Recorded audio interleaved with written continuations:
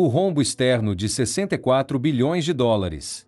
O sintoma estrutural que a Faria Lima ignora. O Brasil voltou a gastar mais dólares do que consegue gerar de forma estrutural.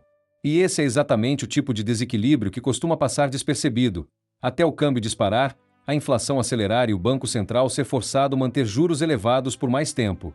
Dados recentes do Banco Central mostram que o déficit em transações correntes acumulado em 12 meses até abril de 2026 chegou a 64,3 bilhões de dólares, equivalente a cerca de 2,66% do PIB.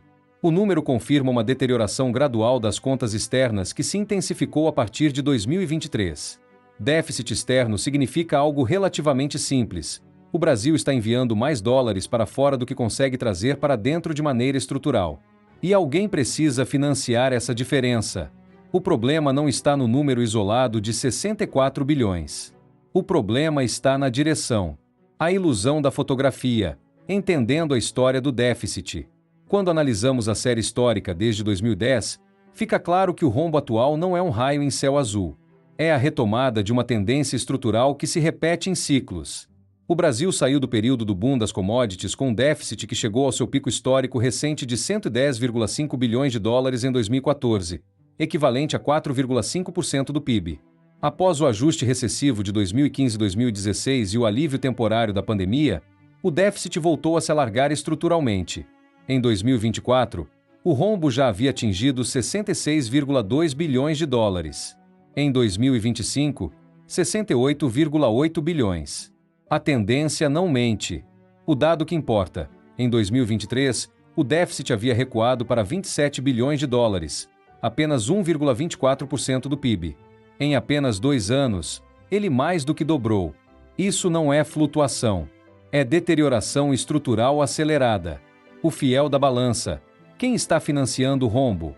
O ponto central não é apenas o tamanho do déficit, mas quem está colocando os dólares para cobrir esse buraco. Até o momento, o Brasil tem conseguido financiar a maior parte da diferença através do investimento direto no país. Em 2024, esse investimento somou 74 bilhões de dólares, cobrindo o déficit com margem cada vez mais estreita. Há uma mudança qualitativa preocupante no perfil do déficit. Parte crescente do rombo atual é impulsionada por consumo doméstico, remessas de lucros e dividendos ao exterior, gastos com serviços digitais e tecnologia e viagens internacionais.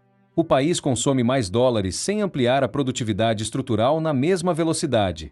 Enquanto isso, o Brasil continua exportando produtos de baixo valor agregado e importando a economia tecnológica global.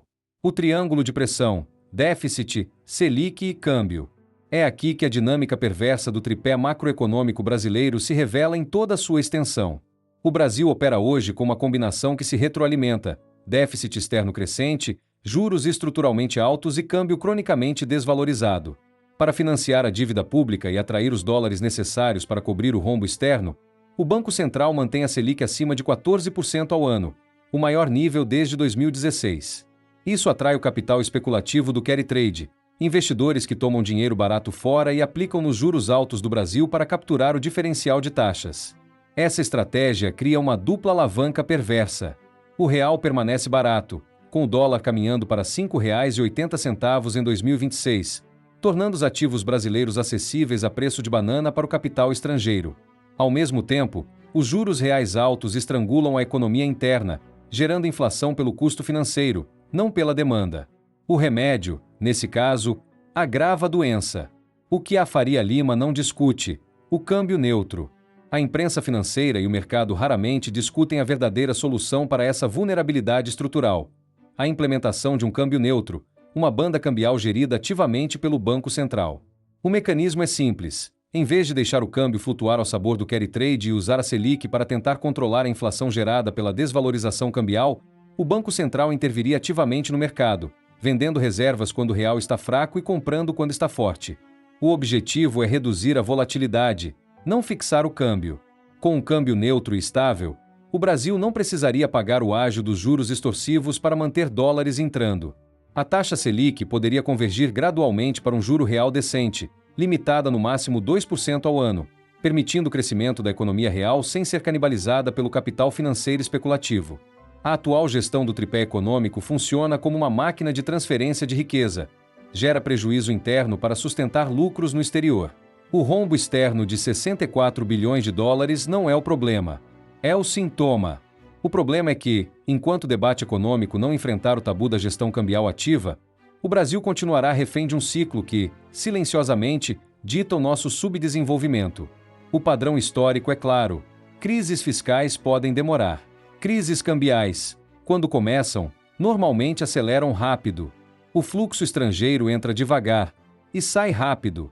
O Brasil não é imune a esse padrão.